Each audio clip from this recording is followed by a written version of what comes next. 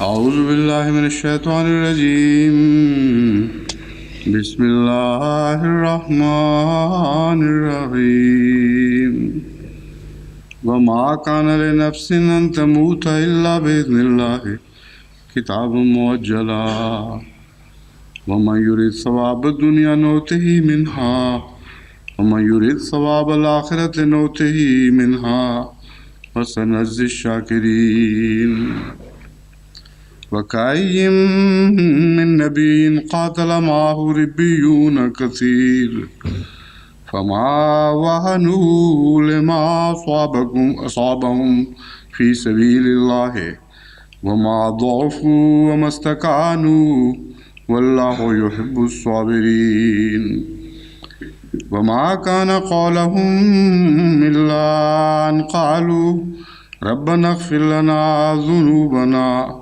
وإسرافنا في أمرنا وثبت أقدامنا وانصرنا على القوم الكافرين فأثابهم الله ثواب الدنيا وحسن ثواب الآخرة والله يحب المحسنين. Sebelum menyampaikan daras hari ini, saya ingin menyampaikan satu keluhan yang datang dari Hartlepool. Hartlepool adalah jemaat di mana yang baiat adalah mayoritas penduduk Inggris yang masuk ke dalam pangkuan Islam melalui jemaat Ahmadiyah. Ada satu keluarga Pakistani di sana, atau ada yang lain lagi, Hamid Ahmad Khan Sahib dan Saidah Begum. Peranan beliau dalam tabligh sangat besar di sana sehingga jemaat berdiri di sana. Beliau menuliskan bahwa ada satu kawan kita mengatakan bahwa sebelum ini sudah baik huzur menyampaikan daras dalam bahasa Inggris, kenapa sekarang malah berubah lagi ke bahasa Urdu? Dulu kami bisa secara langsung mendapatkan manfaat dari daras ini dalam bahasa Inggris, sekarang menjadi mahrum lagi. Terjemah juga baik memang, namun bagaimanapun, terjemahan dengan bahasa asli sangat beda. Saya mohon maaf kepada beliau. Lebih kurang 8-9 tahun, para Pakistani tengah bersabar menunggu hal ini. Sebelumnya mereka biasa menyimak dari bahasa Inggris diterjemahkan ke bahasa Urdu. Sekarang jika Anda bersabar beberapa tahun, tidaklah mengapa. Insyaallah Ta'ala kita akan mulai program-program yang di dalamnya murni bahasa Inggris. Seiring berjalannya waktu nanti, insyaallah, bagi para pengguna bahasa Inggris akan bisa mendengarkan langsung dalam bahasa Inggris. Insyaallah.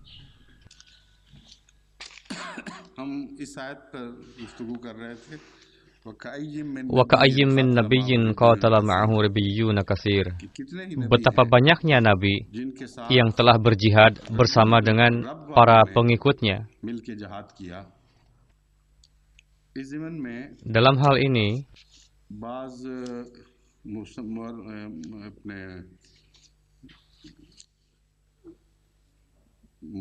para orientalis juga mengangkat satu pertanyaan, dan di antara para muslim ulama kita, ada yang mengangkat pertanyaan juga sebagiannya, yang saya anggap perlu untuk dibahas terlebih dulu.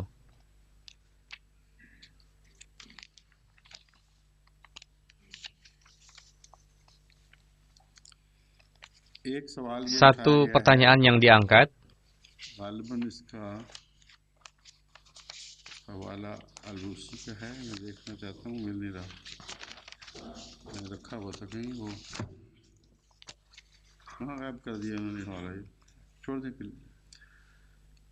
saya cari-cari barusan referensinya.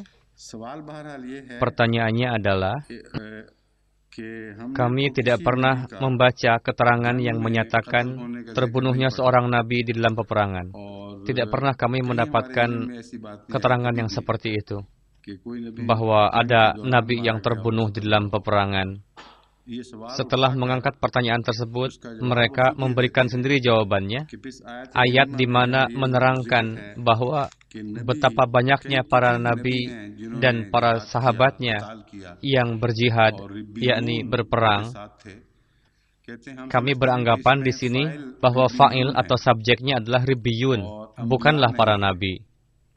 Setelah para nabi, disebutkan ribiyun, para pengikut, bisa diartikan pengikutnya itulah yang berperang. Para mufassirin ini telah mencampur adukan. Dalam ayat ini tidak disebutkan bahwa ada nabi yang terbunuh di peperangan. Disebutkan pada ayat sebelumnya, "Wama Muhammadun illa rasul qad khalat min qablihir rusul."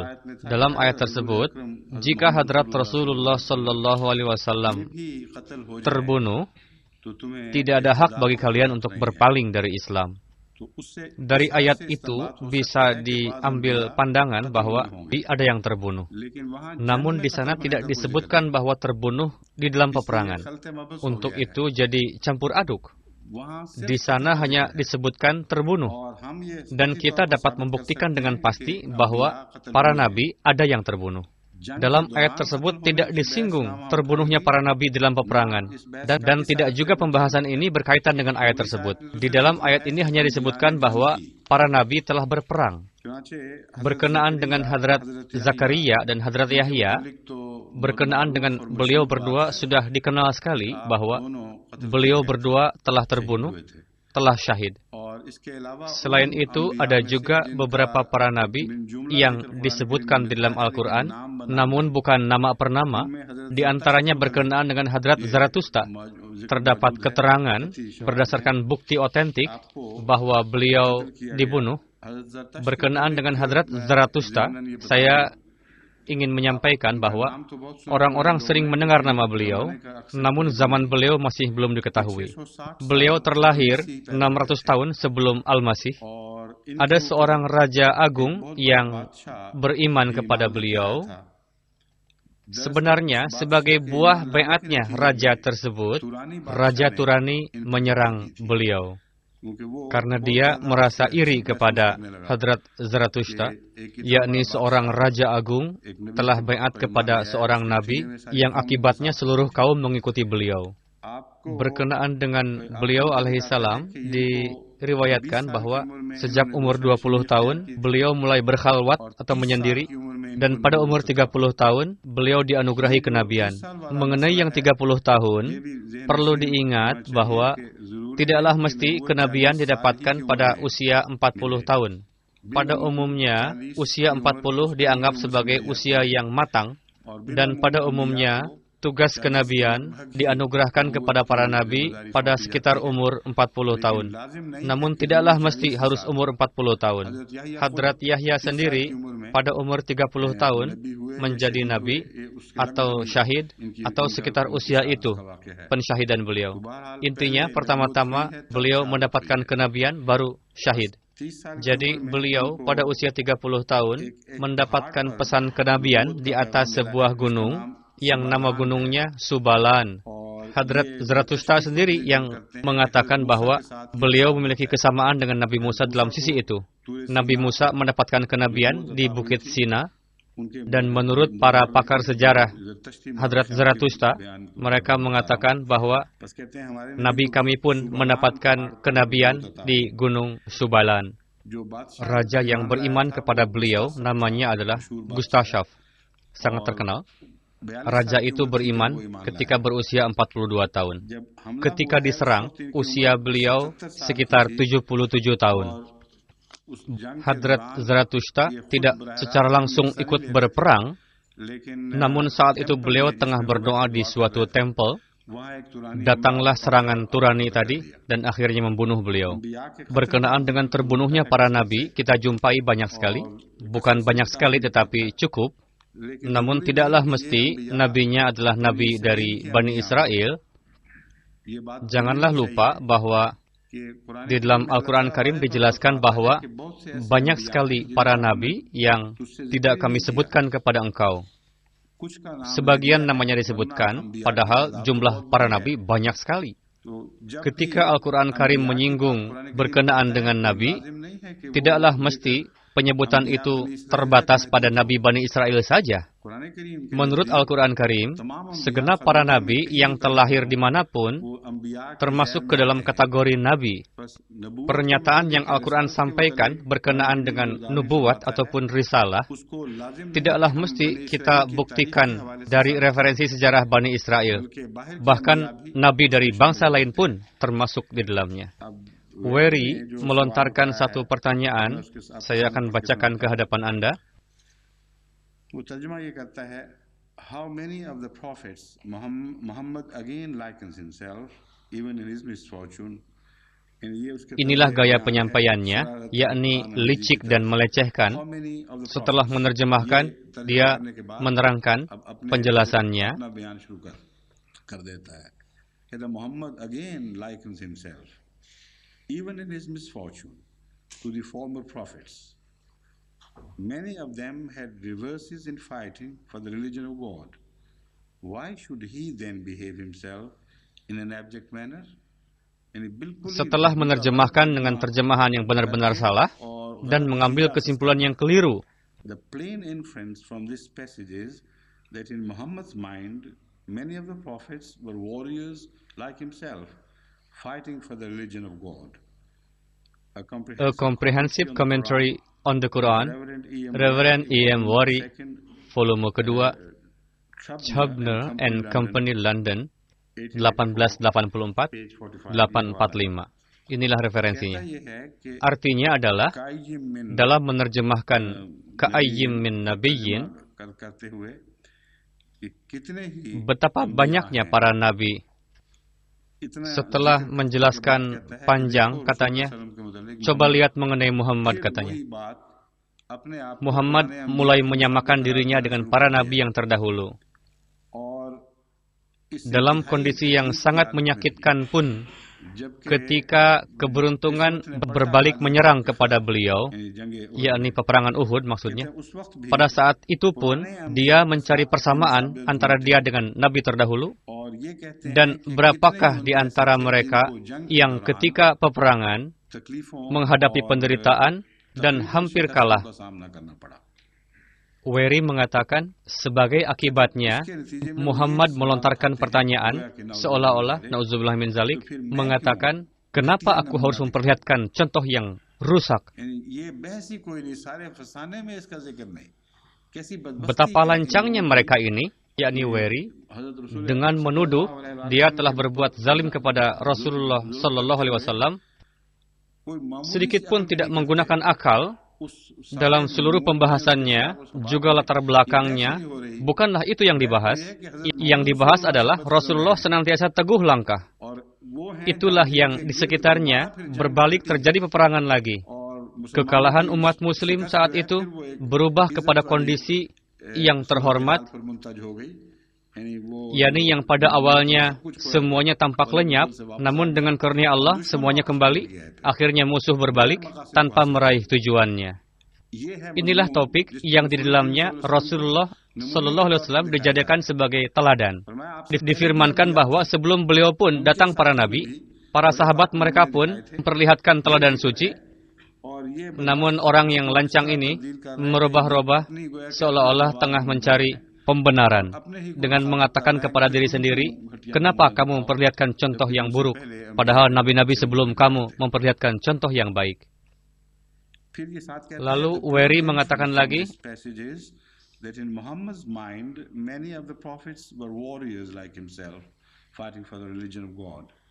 dia mengatakan berkenaan dengan Rasulullah, katanya Muhammad beranggapan para nabi terdahulu pun selalu berperang seperti dirinya, seolah-olah nabi terdahulu menyebarkan agamanya dengan pedang. Sungguh keliru anggapannya, tidak ada sedikit pun keselarasan dan hubungan dalam hal ini. Serangan pasukan dari Mekah sampai di Madinah, dalam melakukan pembelaan, Hadrat Rasulullah ikut serta berperang dengan para sahabat beliau.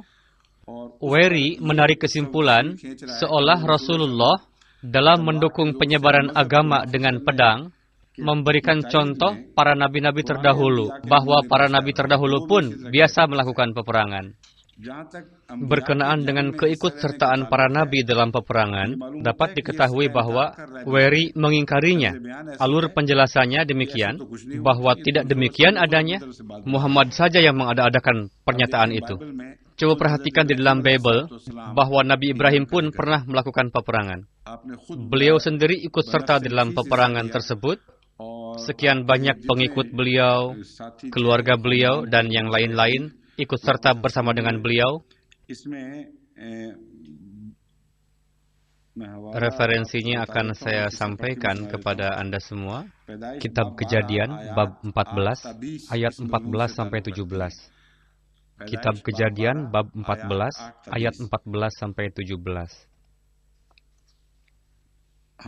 Datang serangan dan keponakan Hadrat Ibrahim alaihissalam membawa Lut dan hartanya. Dalam Bible ini juga, Hadrat Lut ditetapkan sebagai saudara dari Nabi Ibrahim. Sebelumnya disebut keponakan, setelah itu sebagai saudara.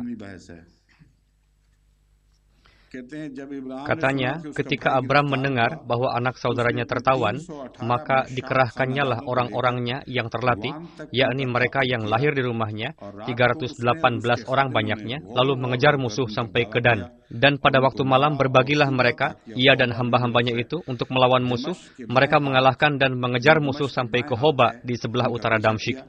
Dibawanya lah kembali segala harta benda itu, juga Lot, anak saudaranya itu, serta harta bendanya, dibawanya kembali.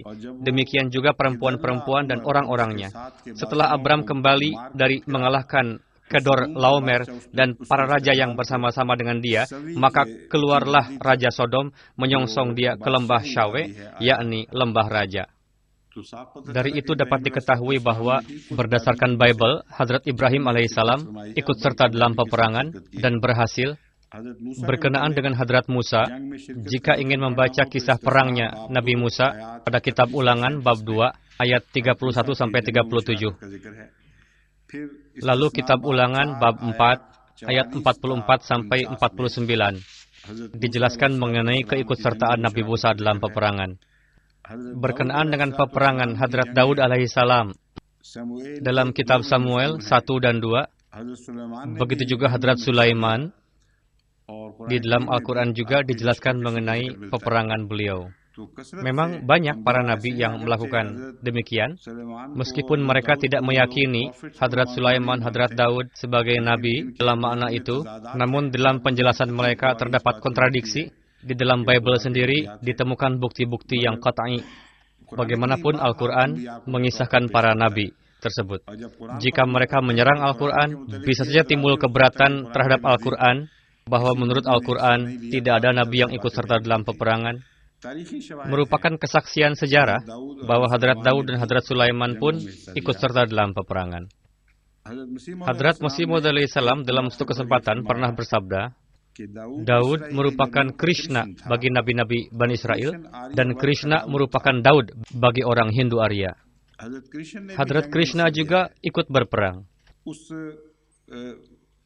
Isyarah Hadrat Masih Maud alaihissalam tertuju kepada bahwa Hadrat Krishna alaihissalam tidak secara langsung ikut peperangan, melainkan diriwayatkan bahwa, saya akan bacakan referensinya.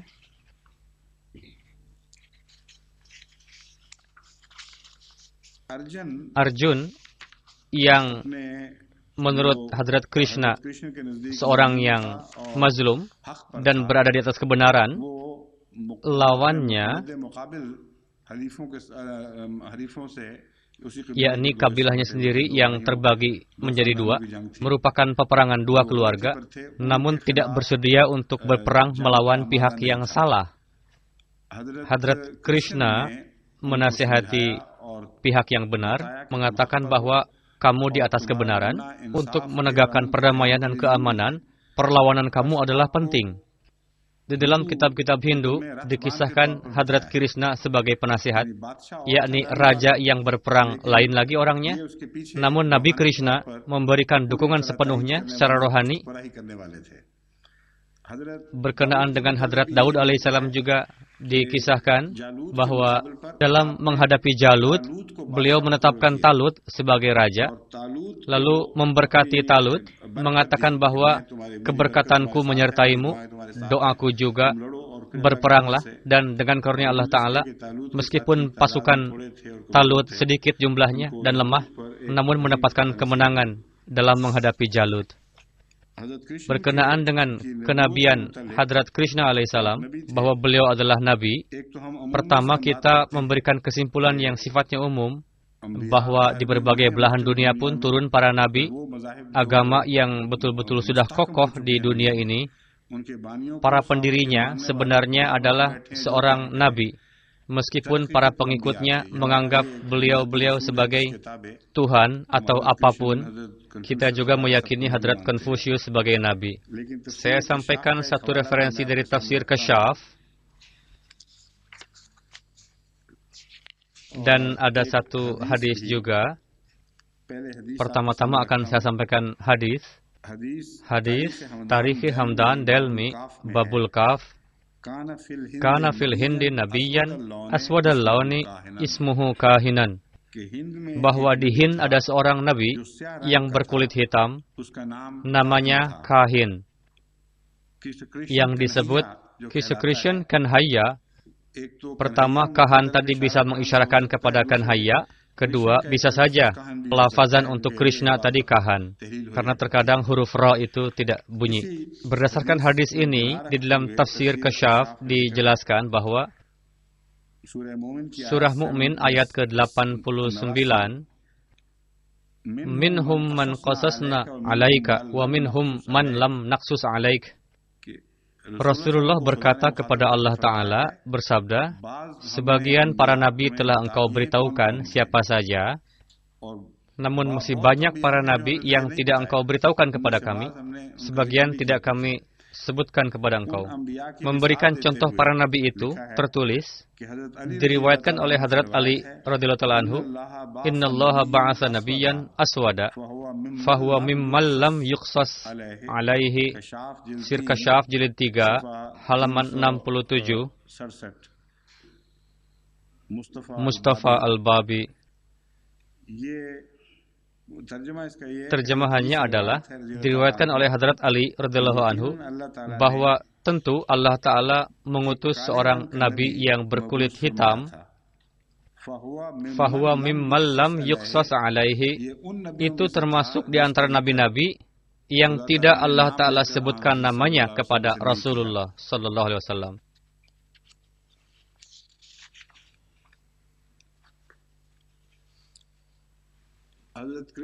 Keberkatan yang diberikan oleh Hadrat Krishna kepada Arjun, beliau adalah pemimpin para Pandu. Pasti Anda pernah mendengar nama Pandu dan Kuru. Saya jelaskan bahwa beliau merupakan pemimpin para Pandu dan diberkati dalam menentang Kuru.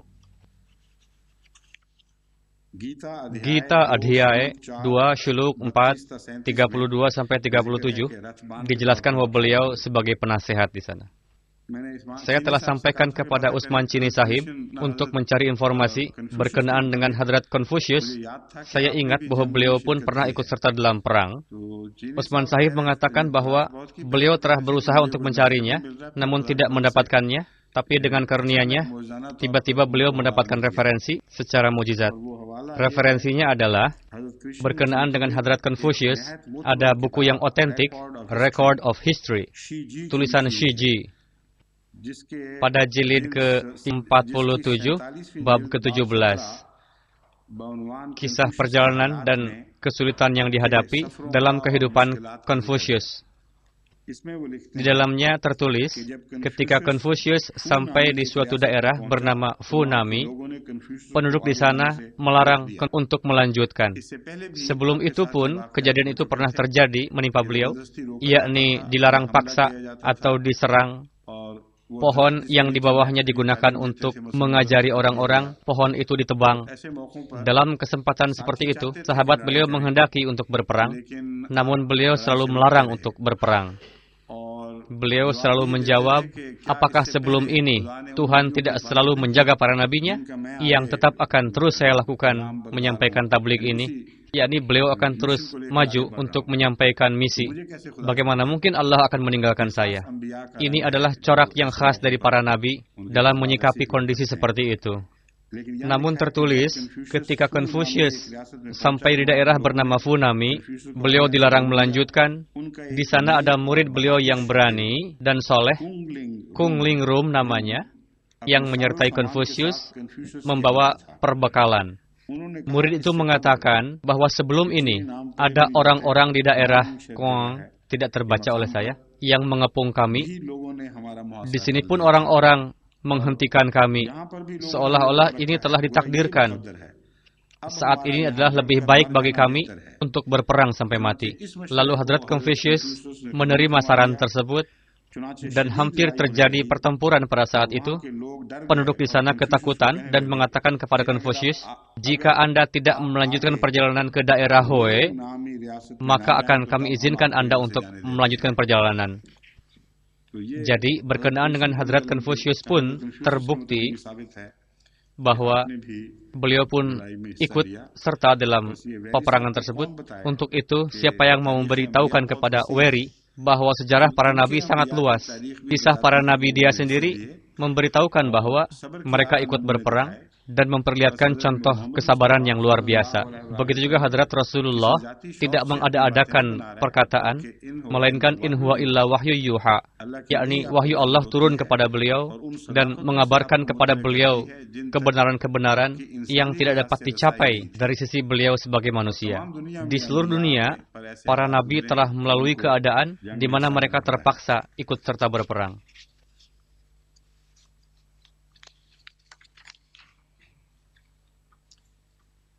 Berkenaan dengan Weri, saya telah sampaikan di dalam daras berbahasa Inggris.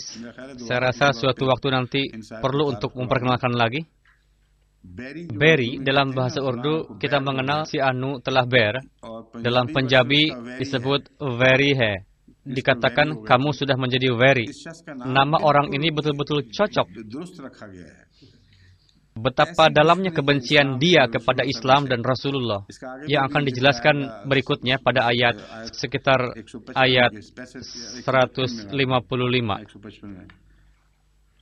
Saya akan beritahukan nanti, memiliki kebencian yang sangat dan pendusta. Keberatan yang dicari-cari oleh dia kepada Islam dari dirinya sendiri. Jika dia tahu bahwa keberatannya itu akan mengenai kepada Bible juga, maka dia akan menariknya. Yakni penggerak keberatannya itu bukanlah ketakwaan atau keadilan, melainkan hanya permusuhan semata kepada Islam. Saya akan perlihatkan referensi yang darinya diketahui bahwa dia pendusta, yakni ketika keberatannya itu mengena Nabi Isa alaihissalam, baru dia bungkam. Namun jika mengena kepada Rasulullah, meskipun tidak mengena, tetap dia akan lakukan. Para orientalis yang rendahan, yang dilambungkan ke langit oleh orang-orang, tidak ada ilmu, hanya permusuhan kepada Islamlah mereka dihormati. Untuk menyangkal mereka, umat Muslim hendaknya membuat tim peneliti sebanyak-banyaknya. Saya telah mulai perintahkan di Inggris untuk melakukan pekerjaan ini dengan karunia Allah Ta'ala, sehingga banyak hasil-hasil yang baik. Sadr Khuddam, Rafiq Hayat Sahib, saya mintakan kepada beliau untuk membuat tim Khuddam, dan dalam pantauan beliau, kontak juga adik perempuan mereka, atau dengan istri seseorang, lalu ikut sertakan juga anak-anak perempuan, dan buatlah tim. Kita tengah melakukan penelitian berkenaan dengan fondasi Kristen dan wawasan baru berkenaan dengan fondasi-fondasi ini, misalnya Let's See Sports dan lain-lain, tengah dicermati saat ini. Dan apa hakikat sebenarnya dari sejarah Kristen? Hal-hal yang mereka persembahkan di dunia ini pada saat ini, atau apa-apa yang telah disampaikan oleh para peneliti mereka yang jujur dan dipersembahkan kepada dunia, namun saat ini disembunyikan. Dari sisi ini, banyak sekali wawasan yang tengah terkumpul, dan saya rutin mendiskusikan dengan kedua grup ini setiap minggu, mengevaluasinya, membimbing mereka ke arah mana berkenaan dengan penelitian selanjutnya. Insya Allah sampai beberapa waktu, buahnya akan bisa dirasakan oleh jemaat ini. Sungguh aneh, dalam hal ini sudah menjadi satu kebiasaan, yakni pada masa ini orang-orang Kristen pun mengumpulkan keterangan-keterangan atas nama penelitian di universitas mereka sampai ke berbagai agama, dan agama-agama lain membeberkan semua keterangan kepada mereka. Namun hal serupa tidak dilakukan oleh agama-agama lain. Saya telah katakan kepada para mahasiswa Ahmadi, kapanpun ada penugasan untuk research di berbagai universitas, alih-alih menjadi wakil Kristen untuk melakukan research kepada Islam atau hal-hal lain, itu keliru karena menugaskan penelitian sekehendak mereka. Mereka meminta bantuan umat muslim untuk sesuatu yang tengah mereka cari. Sebaliknya, katakan saja bahwa saya ingin meneliti Kristen. Berikan saya dana untuk itu. Saya bisa informasikan bidang-bidang apa saja yang khas, yang perlu dilakukan penelitian mengenai agama Kristen. Yang mana banyak sekali materi-materi yang belum terungkap yang dapat mendukung Islam. Dalam hal ini Al-Quran Karim telah memperkenalkan kepada kita cara-caranya. Allah telah berfirman, sebagian mereka ambil dan sebagiannya lagi mereka buang.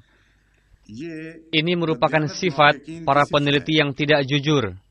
Hal-hal yang mendukung mereka ambil dan dimunculkan, namun materi-materi yang menentang mereka sembunyikan. Dari penelitian yang tengah dilakukan sampai saat ini, hal-hal tersebut nampak jelas bahwa banyak sekali kesaksian yang mendukung Al-Quran dan Islam itu disembunyikan. Namun jika ada hal-hal yang menentang Islam, itu dimunculkan, padahal jauh dari kebenaran.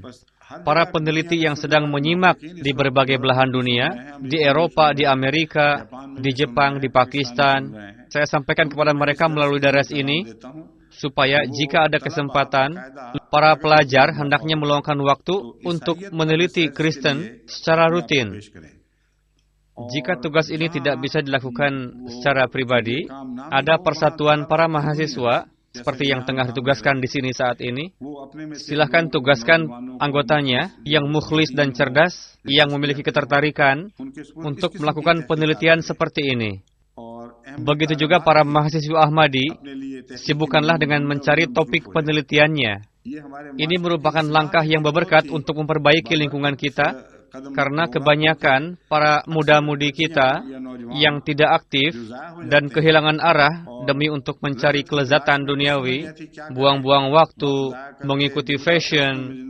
Jika mereka diberikan tugas yang jelas, tugas yang dapat menjaga kehormatan dirinya, sehingga dia merasa puas akan dirinya sendiri, merasakan ketenangan bahwa mereka tengah mengarungi hidup dengan tujuan yang luhur. Jika dibandingkan dengan kelezatan di dalam tugas-tugas seperti ini, fashion-fashion duniawi tidak adalah artinya. Sebagaimana para wanita Ahmadi yang melakukan tugasnya, dibanding para wanita yang lain, kehidupan mereka lebih tentram dan bahagia, yakni dibanding dengan wanita yang sibuk dengan fashion duniawi. Tugas seperti ini sangatlah bermanfaat. Di sini pernah terjadi suatu kejadian yang membuat ayahnya khawatir. Saya katakan kepada beliau, ajaklah serta putra-putri Tuan ke sini. Anak-anak Anda baik-baik saja. Kenapa Anda khawatir seperti itu? Apa hak Anda untuk terus ikut campur dalam hal-hal yang sepele dalam urusan mereka? Apakah Anda tidak memperhatikan bahwa mereka tengah mencari suatu kegiatan yang baik? Berikanlah tugas yang baik, sehingga mereka akan puas. Saya katakan kepada anak-anak itu untuk bergabung dalam tim ini. Lalu bergabung dan memang nampak begitu bahagia wajahnya. Dia mengatakan bahwa saya telah mendapatkan apa yang menjadi tujuan. Ini merupakan kesibukan yang terbaik untuk meraih tujuan yang luhur. Dan itu jugalah yang menjadi ganjarannya. Dari sisi ini, perlu bagi kita untuk melakukan penelitian dan keseriusan yang dapat kita persembahkan bagi Islam. Kita harus sampai pada fondasi agama-agama lain. Banyak sekali pekerjaan di India untuk agama Hindu, diperlukan adanya penelitian. Apa yang bisa didapatkan dari literatur mereka yang dapat mendukung keterangan Al-Quran. Begitu juga para muda-mudi Ahmadi bisa mengambil bagian dalam melakukan penelitian di negeri mereka perihal agama-agama lain. Sekarang saya akan membahas topik As-Sabirin.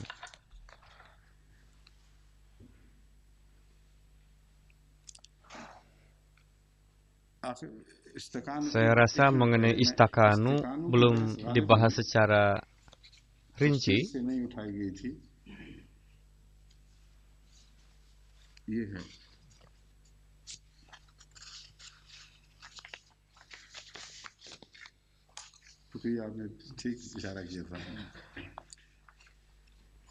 Tidak ada pembahasan yang khas di dalamnya.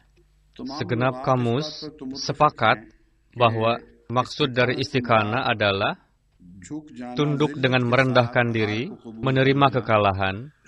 Maksudnya adalah menjatuhkan diri sendiri di hadapan musuh. Akar katanya adalah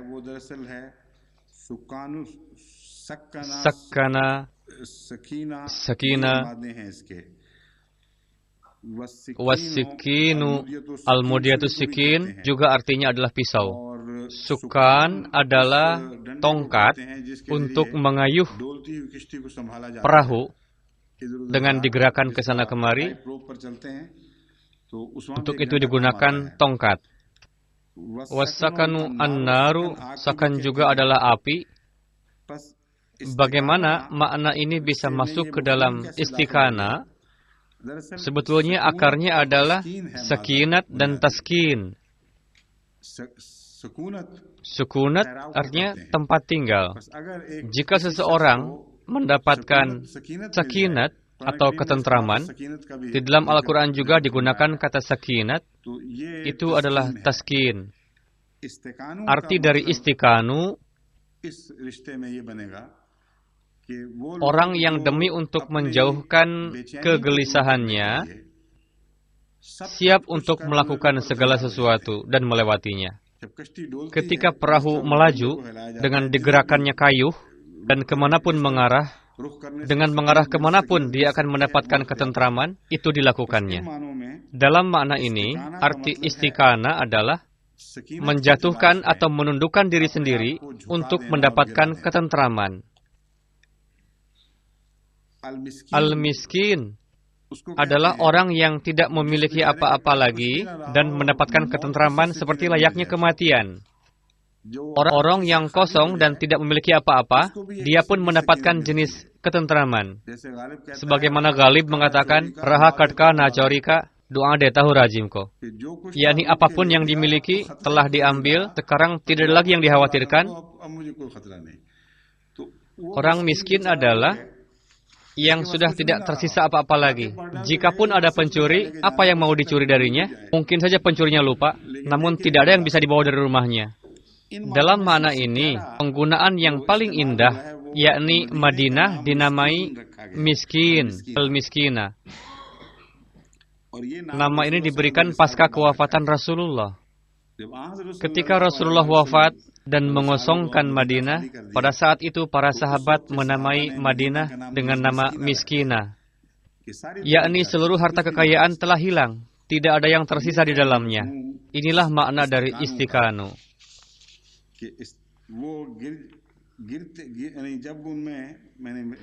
Secara singkat, artinya adalah fama wahanu wa ma dha'fu. Betapa banyaknya para nabi suci yang telah berlalu, mereka berjihad disertai oleh para kekasih Allah Ta'ala, yakni para pengikutnya. Fama wahanu, material yang darinya diciptakan, material itu sangatlah kokoh, tidak ada kelemahan di dalamnya. Maksudnya keimanannya sangat kokoh. Rencana mereka sangat kuat, matang. Di dalamnya tidak ada penyakit yang dapat melemahkannya dari dalam, seperti halnya kemunafikan. Sebagaimana seorang wanita hamil menjadi lemah, burung pemakan daging yang banyak menjadi lemah karena beban yang ada di perutnya. Inilah tiga makna dasar dari wahanu. Wama dha'fu. Di dalam gagasannya tidak ada kelemahan, yakni dalam iradahnya tidak ada kelemahan. Seperti yang telah saya sampaikan, kata dha'f juga digunakan untuk para sahabat Rasulullah SAW di dalam Al-Quran. Namun dha'f di sana adalah dha'f secara zahir, sedangkan di sini maksudnya bukan kelemahan zahiri. Wa ma dha'fu, di dalam iradahnya tidak ada kelemahan, Wa mastakanu. Jika yang pertama terjadi, maka istiqanat pun tidak akan muncul. Istiqanat adalah sebutan untuk jatuh atau menjatuhkan diri di depan orang lain. Jika di antara kelemahan-kelemahan ini tidak ada yang merasuk dan siapapun tidak diizinkan untuk mendapatkannya, lantas kesempatan untuk istiqanat tidak akan datang. Wa mastakanu adalah dampak. Pada akhirnya, Wallahu yuhibbus sabirin. Allah Ta'ala mencintai orang-orang yang bersabar. Berkenaan dengan sabar, di dalam Quran Karim banyak sekali dijumpai, dan betapa pentingnya di dalam surah Al-Asr, di mana kebenaran dan menablighkan kebenaran dipersembahkan sebagai sarana untuk merubah takdir suatu zaman. Di sana kesabaran ditampilkan sebagai sarana yang kedua.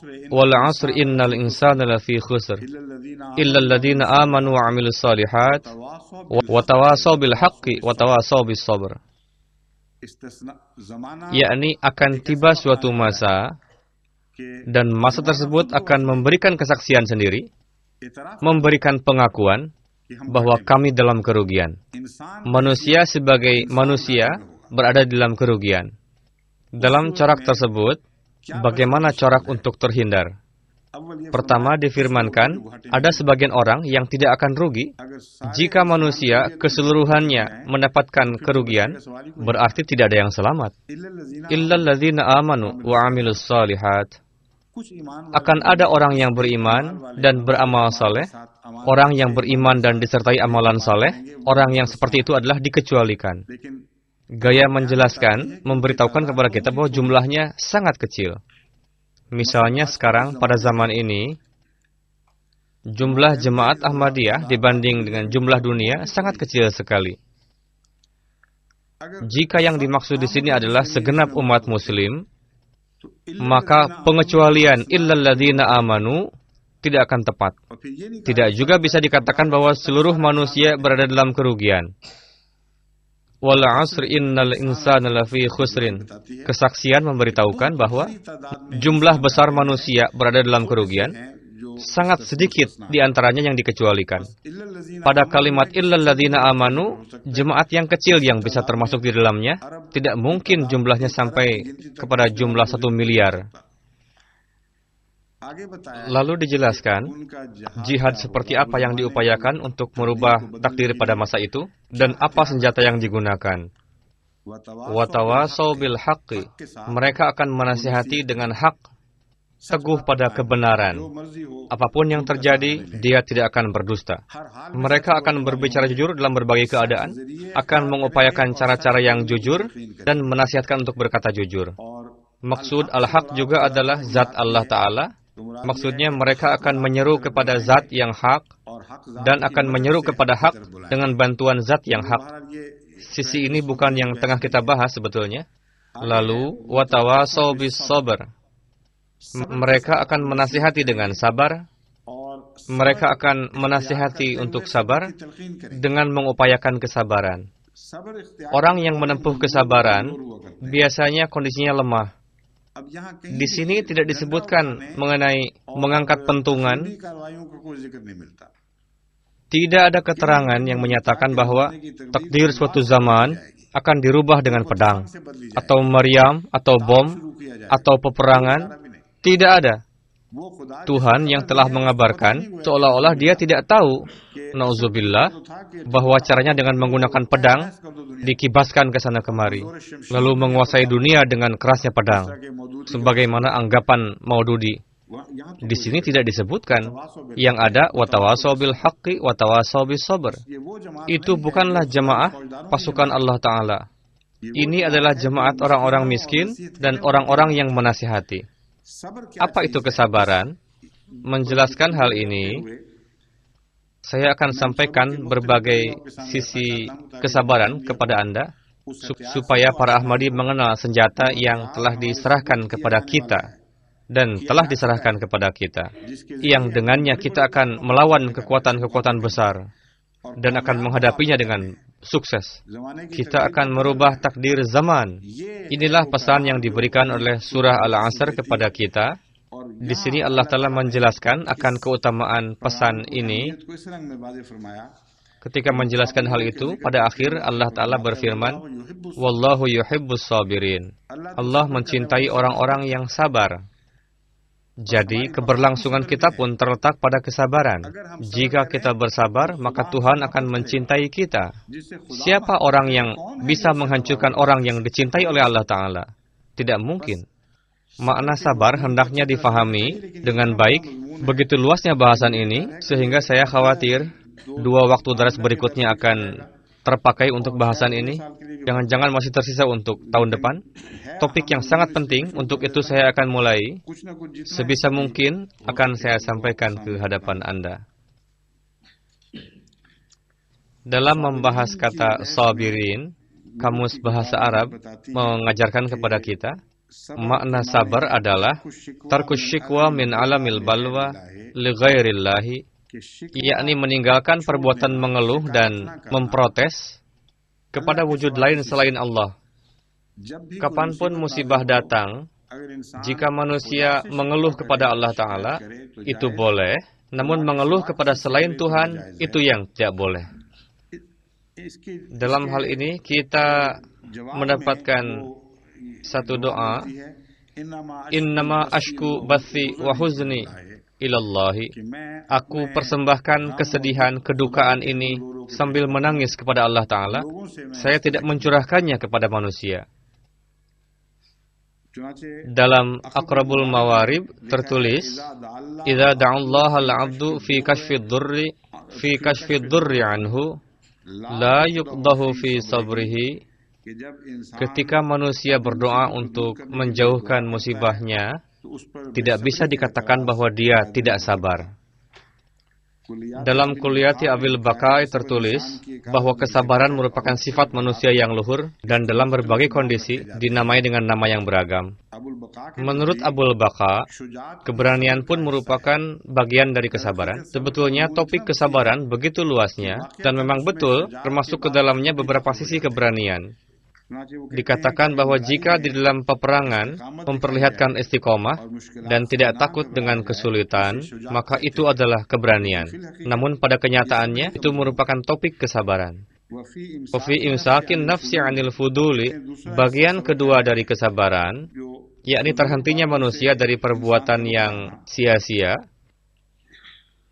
Maksudnya adalah manusia meninggalkan hasrat pribadinya berkenaan dengan sesuatu yang melebihi kebutuhan hidupnya. Inilah maksudnya. Perbuatan meninggalkan itu kita sebut dengan qanaah, yakni sesuatu yang melebihi dari kebutuhan hidup pokok, yakni segala nikmat yang dapat memudahkan kehidupan. Hal-hal tersebut ditinggalkan, itulah yang disebut dengan qanaah. Namun menurut Abul Baqa, hal tersebut merupakan jenis dari kesabaran, yang disebut juga qanaah.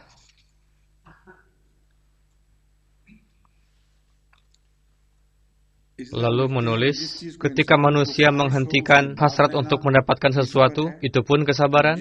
Namun sesuatu yang tidak dia sukai, namun itu datang dari Allah Ta'ala, bersikap tidak mengeluh akan hal itu, merupakan kesabaran. Dari Al-Quran dan hadis terbukti bahwa kesabaran memiliki 3 jenis. Keterangan ini diambil dari tafsir Kabir Hadrat Muslih Maud. Kesabaran pertama adalah manusia terhindar dari menangis berlebihan. Jenis kedua adalah manusia memegang kebaikan dengan kuat. Kesabaran jenis ketiga adalah menghentikan keburukan, menghentikan dari perbuatan buruk karena Allah Ta'ala, itu pun disebut dengan sabar. Saya ingin sampaikan ke hadapan Anda beberapa hal mengenai ini dari tafsir. Seperti yang telah saya sampaikan dalam khutbah, menurut hemat saya, sabar bisa dibagi dari berbagai sisi. Pertama, kesabaran atas kondisi dari dalam. Yang kedua, sabar dari musibah dan kesulitan dari luar. Kesabaran atas kondisi dari luar berkaitan dengan banyak sekali jenisnya. Setiap kesabaran tidaklah mesti untuk Allah Ta'ala. Setiap kesabaran bukanlah bagian dari akhlak yang luhur.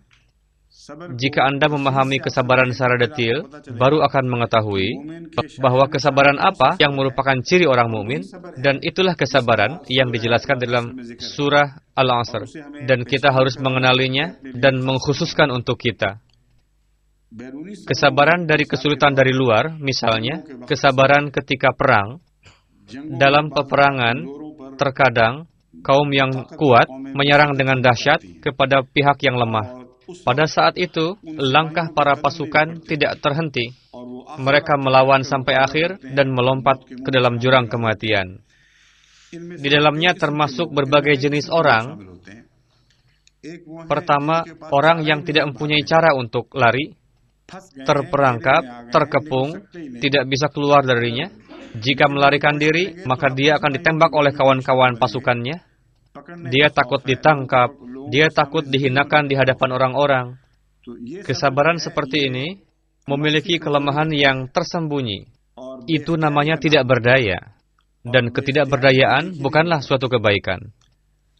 Kedua, ada juga yang memandang kepada kematian.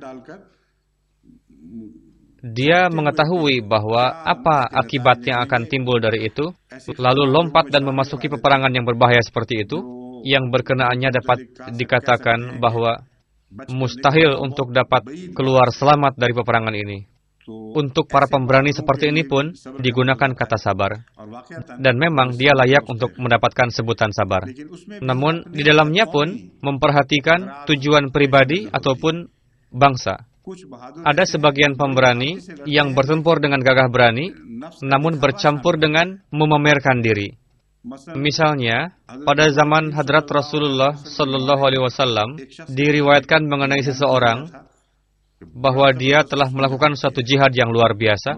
Namun Rasul bersabda bahwa dia adalah calon penghuni neraka. Padahal kalian melihat dia sangat pemberani dalam peperangan, menyerang musuh dan menumbangkan mereka satu persatu. Orang itu melakukannya dengan didasari pamer. Allah Ta'ala mengabarkan kepada Rasul, tempat tinggalnya adalah neraka, dan dia tidak akan mendapatkan ganjaran. Banyak sekali para pemberani yang berkorban untuk tujuan pamer. Mereka pun bersabar dalam menghadapi kesulitan. Namun dalam kesabaran itu, tidak ada suatu keindahan yang kepadanya seorang mukmin dapat melihatnya dengan pandangan kecintaan. Namun ada juga orang yang berjuang, bertempur demi bangsanya, demi suatu tujuan agung. Dia gagah berani ketika bertempur dan tidak untuk pamer. Fokus pada tujuan agung adalah termasuk ke dalam sifat-sifatnya. Dari sisi ini, bisa diberikan contoh bangsa Inggris pada dua peperangan, yakni Perang Dunia Pertama dan Perang Dunia Kedua. Kaum-kaum ini berperang di Eropa. Kemudian Amerika juga ikut serta. Peranan Inggris dalam peperangan ini memiliki nilai yang luar biasa. Pidato-pidato yang disampaikan oleh Churchill dengan kekhususan ketika pada zahirnya kekalahan yang didapatkan olehnya dan nampaknya Hitler akan menghabisi seluruh Eropa. Pada saat itu, dengan penuh keberanian, Churchill menyampaikan pidato-pidatonya berkenaan dengan fokus pada tujuan. Dan itu merupakan suara hati bangsa Inggris. Dalam hal ini, aku tidak berjanji bahwa kalian akan menang, namun aku berjanji, meskipun kalian menumpahkan darah dan keringat, namun kalian tidak akan mundur dari tujuan. Dan itu merupakan suara hati seluruh bangsa. Itu pun merupakan kesabaran, tapi bukan karena Allah Ta'ala. Itu bukanlah kesabaran yang dapat merubah takdir dunia. Itu hendaknya diingat. Karena kesabaran yang seperti ini dapat berubah corak menjadi mengerikan bagi dunia. Kesabaran seperti ini jugalah yang diperlihatkan oleh Nazi pada akhirnya. Ketika dari berbagai arah yang nampak kepada mereka, kekalahan, kehinaan yang terus mengejar-ngejar mereka. Kota-kota besar telah luluh lantah dan hancur. Tidak nampak masa depan kepada mata mereka. Sampai pada nafas terakhir, para Nazi memberikan pengorbanan demi maksud dan tujuannya yang dianggap paling utama oleh mereka. Itu pun contoh kesabaran, kan? Namun kesabaran seperti itu menyebabkan kehancuran bagi dunia. Dan terkadang, ketika demi keputusan yang salah, bangsa yang sabar seperti itu menyerang kemaslahatan kaum-kaum lain, demi untuk mendapatkan kemaslahatan negerinya ataupun kaumnya, baru memperlihatkan kesabaran. Apalah artinya kesabaran yang seperti itu? Yang alih-alih untuk kemanfaatan umat manusia, menyebabkan dirinya juga binasa. Untuk menggeluti sejarah atau untuk menulis makalah-makalah, kesabaran yang seperti itu memang menarik, yakni bangsa ini telah melewati kondisi yang sulit. Namun itu dilakukan bukan untuk umat manusia, bukan untuk Allah Ta'ala. Jadi kesabaran adalah yang ditempuh demi untuk Allah Ta'ala. Tidak sedikit pun maksud pribadinya menjadi fokusnya. Tidak individunya, tidak bangsanya, tidak juga pemikiran yang tinggi. Yang menjadi fokusnya adalah hubungan dengan Allah Ta'ala dan simpati kepada umat manusia semata. Orang yang sabar dalam keadaan seperti itu, dialah penyabar yang berderajat tinggi, dan para penyabar itulah yang dapat merubah takdir dunia. Yang dengan merubah takdir tersebut dapat diraih manfaat. Kesulitan yang tengah menimpa jemaat Ahmadiyah pada saat ini dalam berbagai lapangan, sambil berjihad menghadapi kesulitan itu, jika timbul di dalam pemikiran para Ahmadi bahwa kami mengupayakan ini untuk menambahkan jumlah, atau kami melakukannya untuk memperlihatkan pamor, jika demikian berarti kesabaran atas kesulitan itu bukanlah demi Allah Ta'ala. Kesabaran atas kesulitan yang diperuntukkan bagi Allah Ta'ala benar-benar memutuskan hubungan dengan hasil. Meskipun terbunuh di dalamnya atau apapun dan tidak ada yang tersisa, tetap dia tidak akan mundur. Terkadang tahu bahwa tidak akan mendapatkan apa-apa, terkadang sadar juga bahwa keturunan kita pun tidak akan mendapatkan apa-apa, atau dia tahu bahwa keturunan di atas keturunannya pun tidak akan dapat apa-apa, yang mana itu akan didapatkan setelah melewati satu sejarah yang panjang dan tidak tahu entah kapan. Meskipun demikian, dia tetap teguh dalam kesabaran. Merekalah penyabar dari sisi agama yang kita dapatkan di dalam penjelasan watawasaw bil haqqi watawasaw bis sabr. Karena kata haklah yang telah mendefinisikan kata sabar. Dengan menyimpan kata hak di awal, lalu memperkenalkan kata sabar, yakni kesabaran yang mana yang tengah kita bincangkan. Orang yang teguh di atas hak, kebenaran, di benaknya tidak terbetik sedikit pun manfaat bagi bangsa, keistimewaan silsilah keturunan, keunggulan pemikirannya, atau adat istiadat kebudayaannya. Melainkan mereka berjihad membela kebenaran bersama Allah Ta'ala, demi Allah Ta'ala, dan dengan bantuan Allah Ta'ala, dilakukan demi kebenaran, dan sebagai buahnya dia memperlihatkan kesabaran. Jadi, kesabaran dari luar yang diperlihatkan untuk menghadapi kekuatan dari luar, berbagai jenisnya telah saya terangkan secara singkat tadi. Di masa yang akan datang, insyaallah ta'ala, saya akan terangkan dengan lebih jelas lagi. Dan akan saya sampaikan juga ayat-ayat terkait dari Al-Quran Karim dan juga hadis-hadis.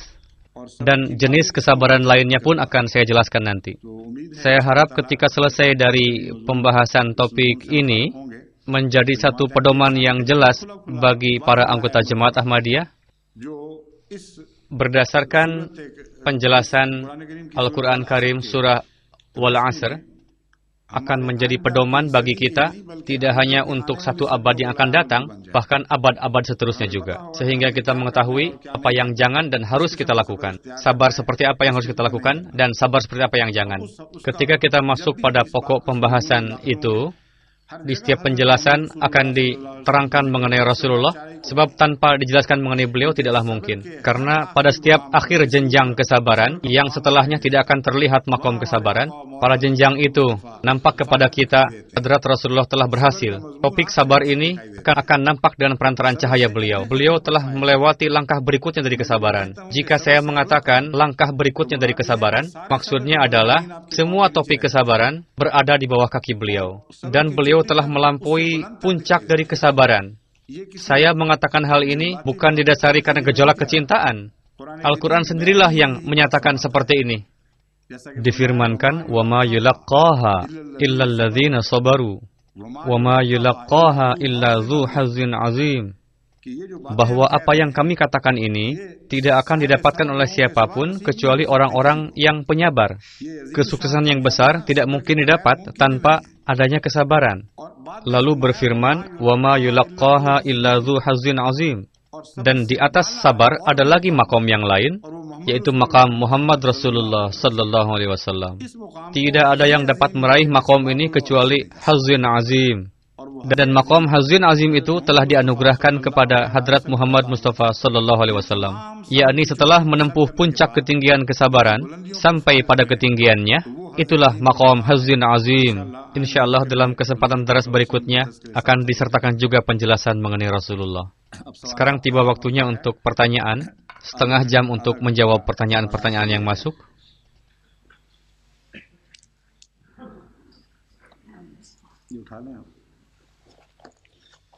Pada daras yang lalu, saya telah menyampaikan bahwa di Pakistan ada seorang imam masjid yang pertanyaan beliau memang bernada keras, namun nampak darinya bahwa beliau memiliki fitrat yang baik dan bersih. Darinya muncul aroma bahwa beliau adalah orang yang benar, dan memang betul beliau mencari kebenaran dan mencari informasi perihal hakikatnya. Saya telah menjawab pertanyaannya sebelumnya dan juga kemarin. Saya mendapatkan fax dari beliau. Beliau menyatakan bahwa dengan karunia Allah Ta'ala saya puas dengan jawaban Tuhan. Dan apa yang Huzur katakan memang benar. Semoga Allah Ta'ala lebih mengkilapkan lagi karunia beliau. Inilah kebenaran. Untuk mendapatkan hak pun terpaksa harus bersabar. Semoga setelah hak ini Allah Ta'ala juga menganugerahkan kesabaran kepada beliau. Satu pertanyaan lagi yang beliau angkat. Beliau mengatakan, pernyataan Anda selebihnya memang benar, namun ketika Anda mengingkari bahwa Hadrat Rasulullah SAW naik ke langit dengan tubuh kasarnya dan mempersembahkan ayat Quran Karim berikut sebagai bukti, Qul subhana rabbi hal kuntu illa bashar rasula. Pernyataan Anda bertentangan dengan akidah kami, yakni Brelwi. Rupanya beliau dari Brelwi. Kami meyakini bahwa Hadrat Rasulullah Sallallahu Alaihi Wasallam telah mengalami mi'raj secara jasmani, naik ke langit dengan tubuh kasarnya, lalu menyentuh batas terakhir yang dapat disentuh oleh manusia, lalu beliau kembali lagi. Mohon Anda jelaskan bagaimana kebenaran kisah tersebut. Ketika menjelaskan topik tersebut, pertanyaan ini terbetik juga di dalam benak saya. Namun saat itu sengaja saya tidak menjawabnya, karena itu merupakan pembahasan yang sangat detail, yakni hakikat Isra dan Mi'raj. Berkali-kali telah saya jelaskan berkenaan dengan Isra dan Mi'raj berdasarkan Al-Quran dan hadis. Namun, karena beliau mengajukan pertanyaan ini, untuk itu saya jawab secara singkat bahwa Brelwi tidak mungkin meyakini Isra secara jasmani. Saya pun heran dibuatnya, karena sebagai Brelwi, Anda mengatakan bahwa Rasulullah mengalami Isra dan Mi'raj secara jasmani, karena Brelwi tidak meyakini tubuh Rasulullah. Ini kan yang menjadi pertentangan antara Brelwi dengan non-Brelwi. Brelwi mengatakan bahwa tubuh dan bayangan Rasulullah tidak ada. Non-Brelwi mengatakan bahwa tubuh dan bayangannya ada. Ketika tubuh tidak ada, bagaimana mungkin bisa ada Mi'raj jasmani?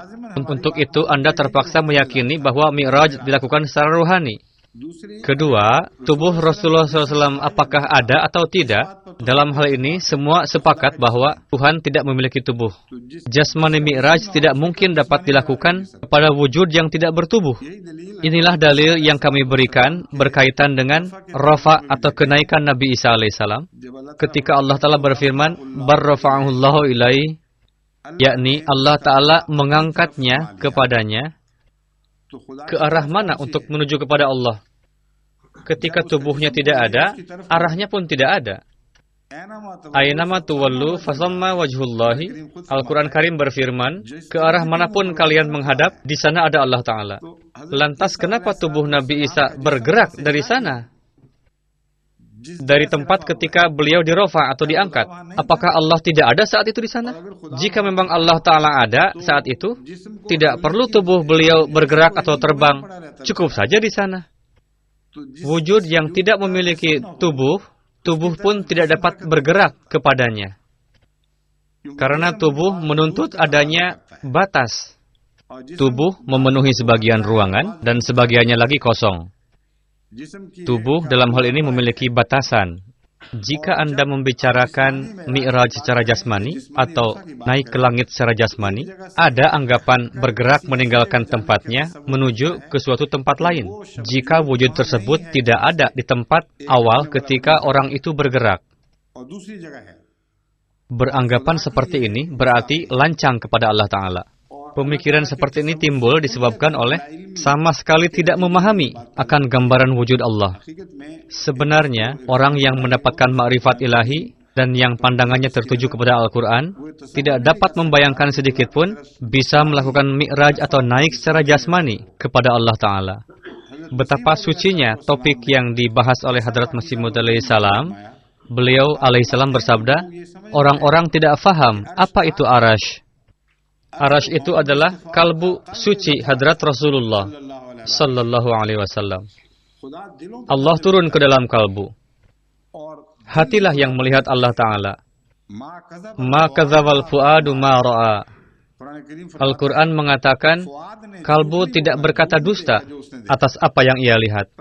Pembahasan rinci memang beda, yakni apa itu hakikat mi'raj, dan bagaimana dijelaskan di dalam hadis. Dari hadis apa saja terdapat bukti-bukti yang qat'i bahwa mi'raj Rasulullah sallallahu alaihi wasallam bukanlah jasmani melainkan secara rohani. Pembahasan ini panjang. Jika ada waktu singkat nanti akan saya sampaikan.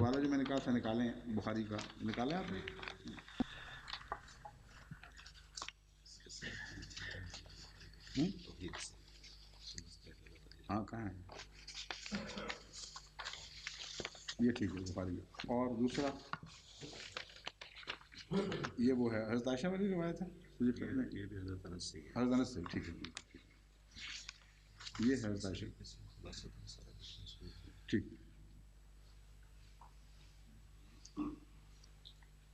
अच्छा बहरहाल Pembahasan mengenai topik ini cukup panjang.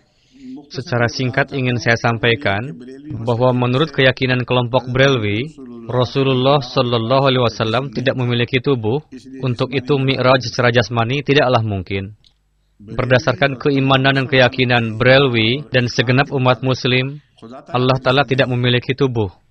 Untuk itu tidaklah mungkin tubuh melakukan mi'raj secara jasmani ke arah wujud yang tidak memiliki tubuh. Yang ketiga adalah, lantas apa itu? Berkenaan dengan ini, sejauh perenungan saya, dan Hadrat Masih Maud alaihissalam juga telah mengisyarahkan bahwa itu bukanlah kasyaf biasa, bukan juga mi'raj secara jasmani, melainkan keadaan di tengah-tengah itu. Saya perhatikan di dalam Al-Quran Karim, dijelaskan perihal pengambilan nyawa dalam dua jenis. Pengambilan ruh pertama dalam kondisi tidur, sifatnya sementara, dan sebagian. Yang kedua, kondisi kematian, yang permanen sifatnya, dan ruh tidak dikembalikan lagi. Kondisi pertengahan yang Hadrat Masih Maud alaihissalam sampaikan, yakni antara tidur dan terjaga, menurut hemat saya itu merupakan kunci dari permasalahan ini.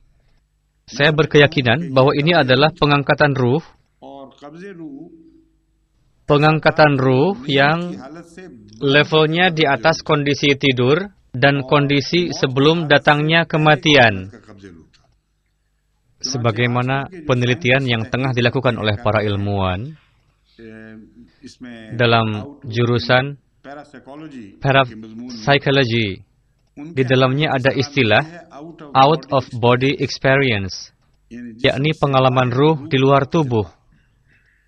Atas hal ini, berkenaan dengan berbagai riwayat, semua itu dikumpulkan, lalu dilakukan penelitian lebih dalam, mana yang benar dan mana yang keliru.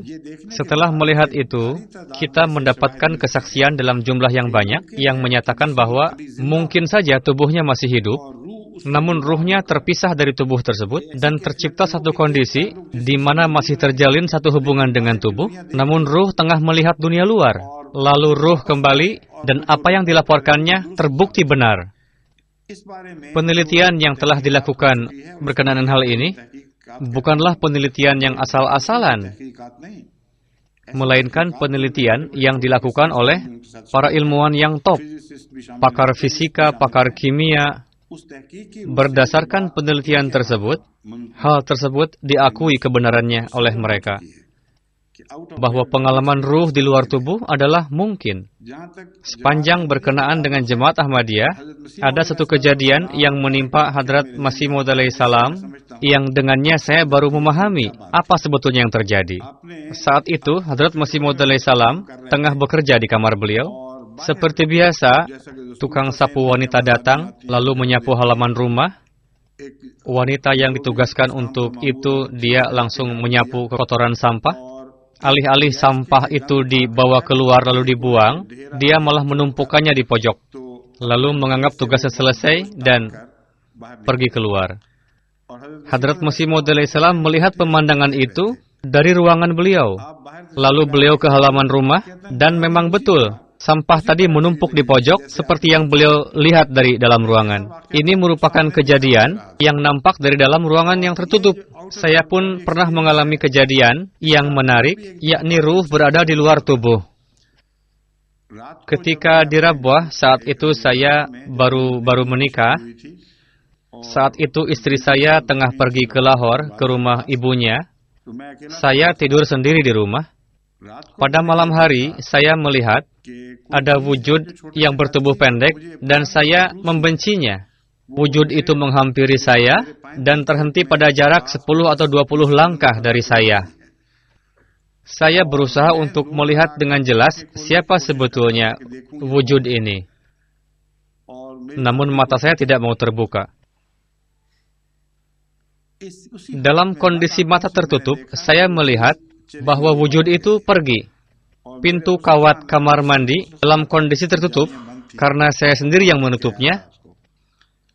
Pada musim panas, biasanya kita membiarkan pintu utama terbuka, lalu menutup pintu kawat. Wujud itu menerobos melalui pintu yang tertutup itu, dan sebelum itu saya telah membeli silet baru dan berniat untuk mengganti silet yang lama dengan silet yang baru. Namun tidak sempat, dan saya berpikir untuk menggantinya esok hari. Ternyata wujud tadi mengeluarkan siletnya, lalu mengganti silet yang lama dengan yang baru, lalu pergi. Seketika itu juga mata saya terbuka, saya menganggap itu adalah penyakit kabus. Kabus adalah sejenis penyakit yang disebabkan tekanan hawa ke dalam lambung dan jantung, yang darinya muncul mimpi sejenis itu, yakni kondisi antara tidur dan bangun. Saya beristighfar, lalu membaca la haula dan tidur. Ketika saya memasuki kamar mandi di pagi hari, lalu berniat untuk mengganti silet, ternyata siletnya sudah diganti. Persis seperti itu, yakni bungkusnya terletak di sebelahnya, seperti yang saya lihat pada tadi malam. Tidak ada solusi lain akan hal itu, kecuali dianggap sebagai pengalaman ruh berada di luar tubuh. Wujud apakah itu? Allah lah yang maha tahu. Namun peristiwa itu benar adanya. Dan saya pun menceritakan kepada kawan-kawan saya, sengaja tidak diumumkan kepada para anggota jemaat, supaya jangan sampai orang-orang terjerumus di dalam takhayul. Dan jangan sampai hal itu terjadi. Karena kekuatan yang saya dapatkan pada saat itu disebabkan oleh doa dan la haula. Dan saya tidak mendapatkan izin untuk mendekati wujud tersebut. Apapun yang telah dilakukannya, itu adalah pengkhidmatan, tidak mengambil apa-apa. Ceramah singkat yang ingin saya sampaikan tadinya, akhirnya dialah yang ceramah. Dari kejadian ini, bukanlah maksud saya supaya tuan-tuan mulai meyakini hantu ataupun jin dan terjerumus di dalam ilusi. Nauzubillah. Tauhidlah yang merupakan pelindung kita. Jika Anda menjadi seorang penegak tauhid, tidak takut kepada siapapun selain Allah Ta'ala, Anda tidak akan takut dengan wujud lain apapun. Berkenaan dengan ini, saya ingin sampaikan satu kejadian yang menimpa Hadrat Mirza Bashir Ahmad radhiyallahu anhu. Beliau pun tidak meyakini jin ataupun hantu, tidak seperti orang pada umumnya. Jemaat Ahmadiyah tidak memperkuat kecenderungan tersebut, bahkan meredamnya, supaya jangan sampai orang keluar dari cahaya dan masuk kepada kegelapan. Beliau menuturkan kepada saya tengah terlentang di dalam suatu ruangan di rumah, dan saat itu tidak ada orang. Setelah selesai dari pekerjaan, saya masuk ke ruangan itu dan terlentang. Lalu saya mengunci pintu dari dalam. Baru saja saya terlentang, terasa dua tangan sedang menekan kaki saya dengan kuatnya. Begitu terasa tekanan itu, Hadrat Mirza Bashir Ahmad, jangan-jangan takhayul yang seperti ini, hal-hal yang mendekat ke arah sana pun, beliau tidak mempercayainya sedikit pun. Pikiran beliau sangat bersih. Beliau menuturkan, saya sangat heran bagaimana bisa ada tekanan seperti ini. Namun saya tidak memperdulikannya. Tidak lama kemudian, semakin menguat tekanan itu, sehingga tidak bisa saya membiarkannya.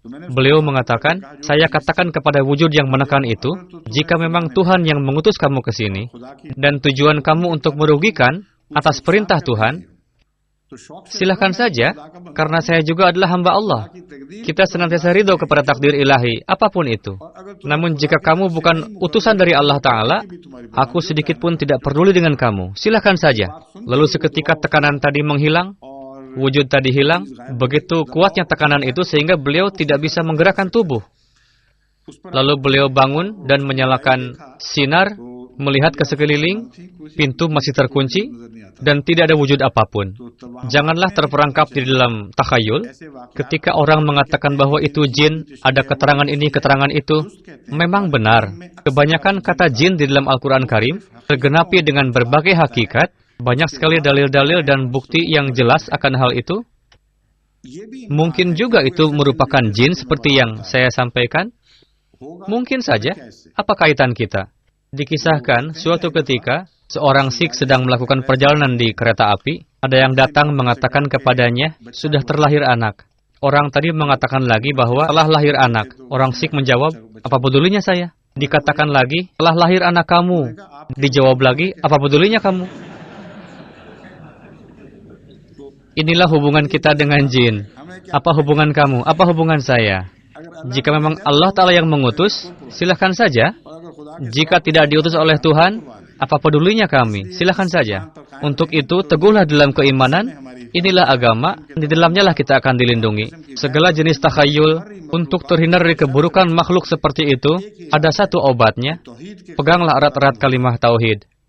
Dengan adanya kalimah tauhid ini, wujud selain Allah Ta'ala tidak akan diizinkan untuk masuk.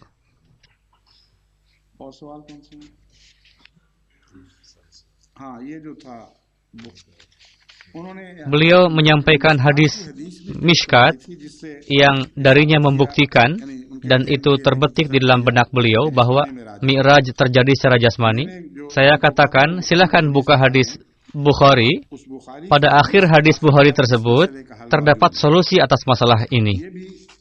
Ini pun diriwayatkan oleh rawi yang sama.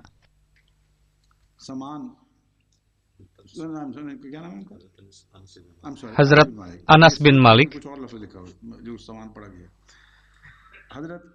diriwayatkan oleh Hazrat Anas bin Malik, yakni Mishkat yang referensinya dibelikan oleh beliau. Satu lagi riwayat yang saya dapatkan dari Bukhari Syarif, yang diriwayatkan oleh Hazrat Anas. Pada bagian akhirnya tertulis,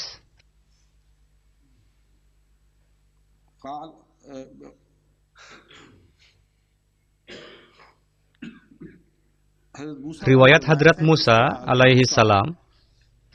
Hadrat Musa berkali-kali mengatakan kepada Rasulullah bahwa jumlah rakaat salat masih banyak, mintalah keringanan untuk dikurangi. Inilah kejadian terakhir yang dijelaskan di dalam peristiwa Mi'raj.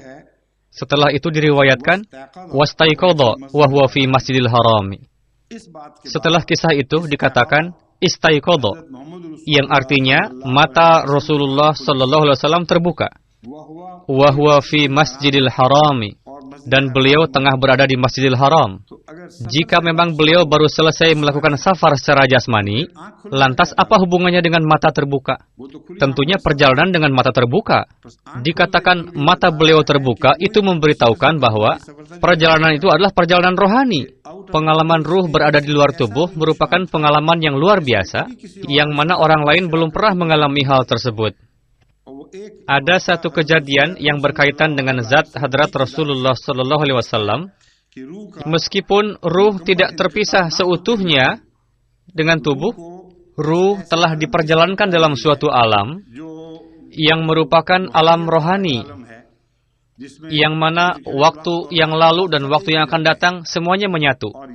Bahasan ini memberitahukan bahwa ini bukanlah perjalanan jasmani, karena kondisi di mana di dalamnya waktu menjadi terhapus, sehingga manusia menjadi terbebas dari penjara waktu. Ini merupakan kondisi rohani. Jika kita memperhatikan alam semesta ini dengan sudut pandang Allah Ta'ala, dalam kapasitas itulah kita dapat menggambarkan Allah Ta'ala bahwa Allah Ta'ala terbebas dari waktu dan mengatur seluruh alam semesta. Dengan karunia Allah Ta'ala, hadrat Rasulullah Sallallahu Alaihi Wasallam dijadikan bagian di dalamnya. Inilah kasyaf rohani yang namanya Mi'raj. Namun seperti yang telah saya jelaskan, penjelasan secara rinci telah disampaikan. Rekamannya pun bisa didapatkan. Jika yang terhormat Maulwi Sahib merasa tertarik, dan jika beliau mengenal seseorang Ahmadi, silakan bisa meminta kaset dari Ahmadi tersebut. Insya Allah masalah tersebut akan tuntas. Kita akan menghentikan daras ini pada tepat pukul 1.30. Untuk itu, saya akan sesuaikan dengan waktu itu. Ada satu pertanyaan bahwa saat ini, untuk menghilangkan rasa sakit ketika sakit, ada seorang dokter yang memberikan kematian dengan cara-cara buatan.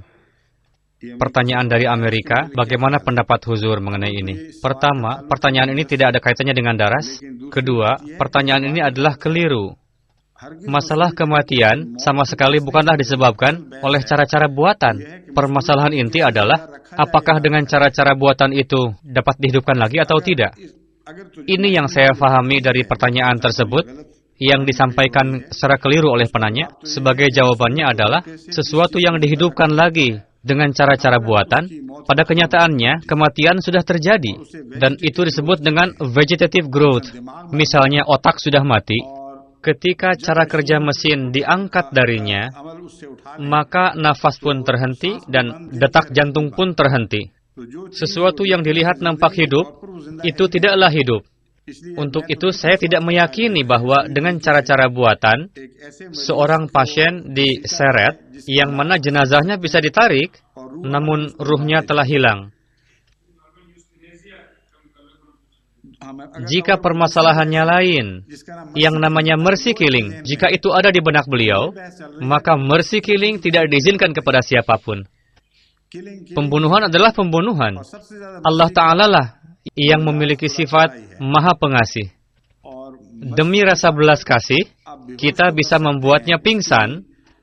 Kemampuan untuk merasakan penderitaan bisa dihilangkan dulu, namun tidak bisa mencabut nyawanya. Maut dan kehidupan berada di tangan Allah Ta'ala. Yang melakukan itu atas nama apapun, berarti dia pembunuh. Jika satu kali saja diizinkan untuk melakukan mercy killing, memangnya kekisruhan di dunia ini sedikit, sehingga akan dimulai kekisruhan baru? Nanti orang-orang akan sering-sering membunuh, dan beralasan bahwa itu adalah mercy killing, khususnya orang-orang yang ingin menguasai harta kekayaan orang lain. Dia akan memulai membunuh orang atas nama mercy killing, katanya. Mubarak Muslihuddin dari Rabwah menyampaikan pertanyaan. Saya telah menyimak tafsir Huzur berkenaan dengan wa ma kana li nafsin an tamuta illa bi idznillahi kitaban muajjala, lalu menyampaikan kesannya, lalu menyampaikan referensi ayat lain. Jika Huzur berkenan menjelaskannya, akan bermanfaat lagi. Nanti silahkan Anda munculkan lagi pada pembahasan takdir yang berikutnya. Khawajah Syarif Ahmad Sahib, Sekretaris Tabligh North London, menyampaikan pertanyaan. Beliau mengatakan, Huzur telah menjelaskan berkenaan dengan Rasulullah bahwa pendapat Rasulullah tidak mungkin keliru, atau jika ada orang yang bersikeras menyampaikan gagasan yang berbeda dengan gagasan Rasulullah dan terbukti ide orang itu keliru, dengan begitu artinya ide Rasulullah selalu yang benar. Dalam hal ini, kami menemukan bukti sejarah yang menentang pendapat tersebut, yakni pada kesempatan Perang Badar, di mana tempat yang beliau putuskan untuk mendirikan kemah, lalu tempatnya dirubah atas usulan seorang sahabat, lalu dipindah sesuai dengan ide sahabat, dan memang terbukti benar. Dalam hal ini, saya ingin sampaikan bahwa konteks kejadian yang tengah saya sampaikan waktu itu bukanlah suatu gagasan yang sepintas lalu saja. Gagasan tersebut telah disampaikan kepada Rasulullah Shallallahu Alaihi Wasallam, dan Rasulullah telah menolak gagasan tersebut. Lalu diusulkan lagi sebuah ide.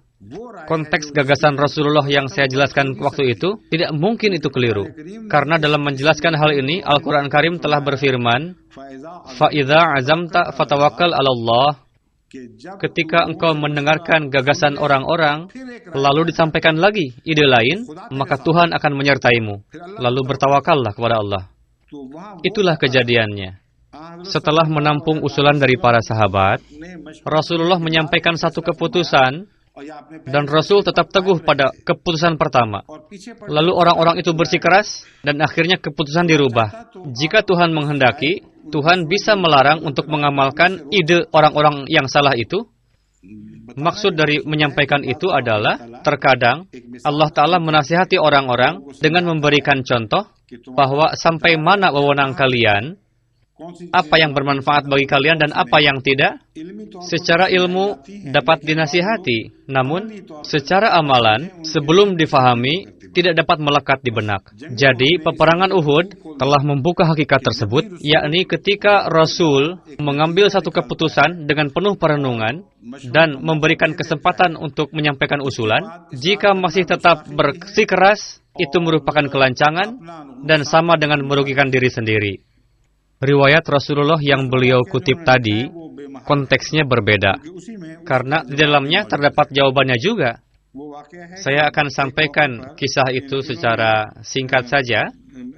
Rasulullah tengah melihat orang-orang mengawinkan benih kurma dengan penyerbukan. Lalu Rasul bertanya, mengapa benih ini tidak dibiarkan tumbuh secara alami saja? Lalu para sahabat menuruti perintah Rasul, dan ternyata produksi kurmanya menjadi menurun karenanya. Para petani kurma kemudian melaporkan panen kurma yang menurun itu kepada Rasulullah. Rasul menjawab, dalam urusan agamalah keputusanku benar. Namun untuk urusan dunia, kalian sampaikan saja bahwa ini tidak benar, dan saya akan ikut. Konteks riwayat ini berbeda lagi. Untuk urusan yang berkaitan dengan agama, yang benar adalah setelah mendengarkan usulan orang lain, lalu Rasul memutuskan sesuatu, maka itulah yang benar. Assalamualaikum warahmatullahi wabarakatuh.